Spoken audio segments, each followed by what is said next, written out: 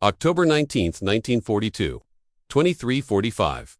The moonless night swallowed Cape Esperance in darkness. Lieutenant Robert Lynch, 26, crouched behind PT-48's wheel, eyes scanning the black water. 3 Japanese Datsu barges crept silently, carrying 60 troops each, and steel armor that could shrug off rifle fire. Every ounce of Lynch's training, every torpedo in his arsenal for Mark 8 South, 2,000 pounds each. 466 LBTNT warheads was about to be tested against a problem Math had warned him about. His torpedoes would pass harmlessly under these shallow draft monsters. 6 PT boats lost in the past weeks, 17 sailors gone. The Tokyo Express, the relentless Japanese night supply, had seemed invincible. PT-48's twin .50 caliber Browning guns spat rounds like angry fireflies, useless against steel-plated barges. Crews had tried makeshift M3 37mm anti-tank guns, one shot at a time, manual reloads under enemy fire. Not enough. Henderson Field, 3 miles inland, was a graveyard of P-39 era, engines dead, wings shattered, fuselages mangled, but the cannons in the noses remained untouched. Lynch's mind calculated rapidly.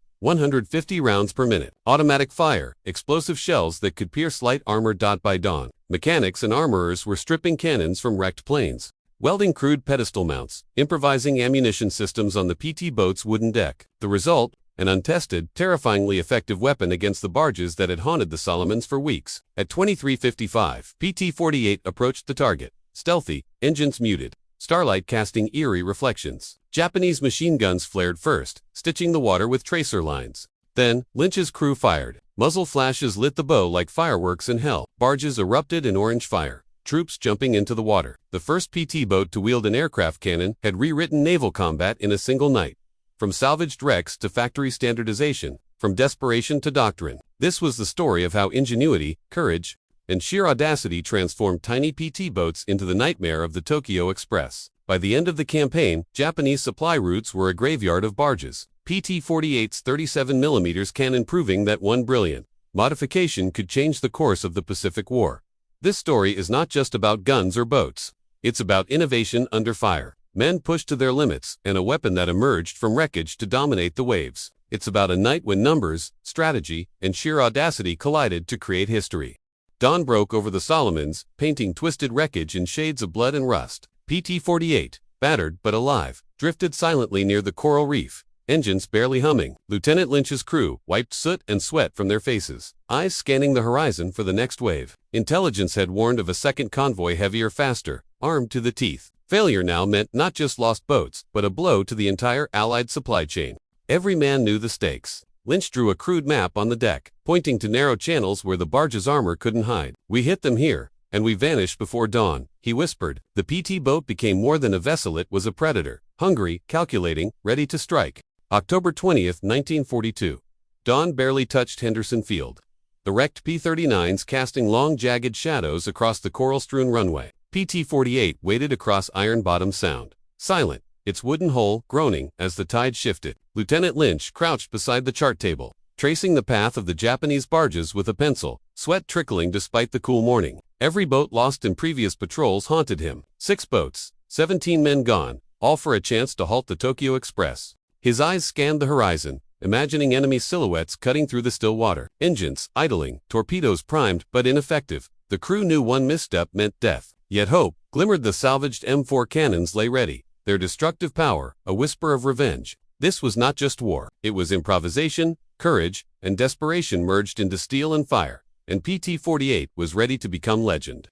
Night had fallen by 2,200 hours. PT-48 slipped silently through the dark waters, engines humming at 15 knots. Radar flickered a faint signal for Japanese Datsu barges, slow but lethal, moving down the slot. Lynch's heart pounded, every calculation from Henderson Field racing through his mind. Torpedoes were useless. Only the salvaged M4 cannon could tip the scales. Gunner Mitchell adjusted his seat behind the massive steel beast, 6 loaded horseshoe magazines within reach. The first barge emerged from darkness, silhouette etched against black water. The Japanese Type 92 machine gun tracer line stitched the air, 30 yards short. Lynch held steady, whispering orders.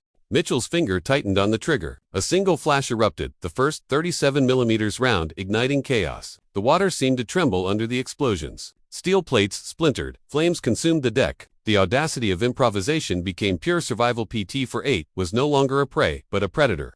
PT-48 surged forward, now fully in the fight. Mitchell cycled the second magazine, the M4 cannon spitting rounds with terrifying precision. The lead barge erupted in flames, fuel tanks detonating, troops thrown into the dark water. The second barge tried evasive maneuvers, but Lynch anticipated every twist, closing to 600 yards. The deck flexed under recoil, the pedestal mount groaning, yet holding.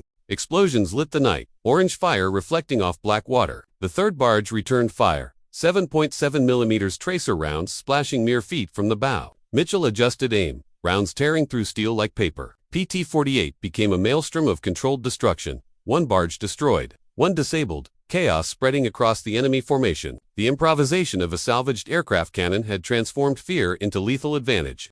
Every round was a statement. Innovation wins wars where doctrine fails. PT-48 pursued the last surviving barge, night thick and silent except for engine hum. Lynch hugged 400 yards, Mitchell's hands steady on the cannon, adrenaline sharpened every nerve. Tracers from the barge's Type 92 stitched to water, sparks dancing across PT-48's deck. The first round punched the hull steel, shivering under explosive impact. Second, third, the barge shuddered, fire erupting along its side. Men scrambled, some diving into the dark water, screams lost in the night. The pedestal mount groaned, bearing the M4's recoil like a warrior. With each magazine cycled, destruction multiplied. Smoke, fire, and debris painted a scene of controlled chaos. By 0200 hours, all barges were neutralized, 2 destroyed, 1 disabled, the final barge crippled. Innovation had shattered conventional limits. A salvaged aircraft cannon turned a fragile PT boat into a demon of the slot. The Tokyo Express would never move unchallenged again.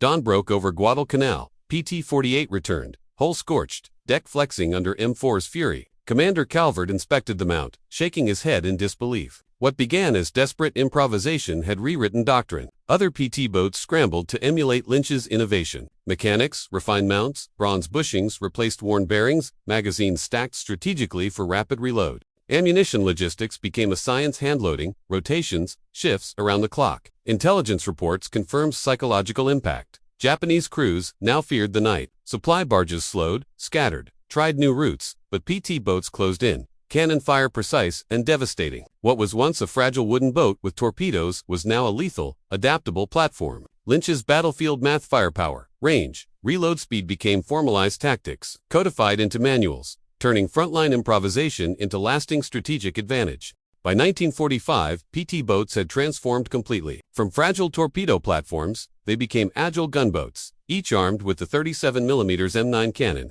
40mm bowguns, and multiple 50-caliber positions. Japanese barge traffic had been decimated, over 800 confirmed, kills thousands of troops and tons of supplies denied to enemy forces. Field improvisation became doctrine, shaping naval innovation.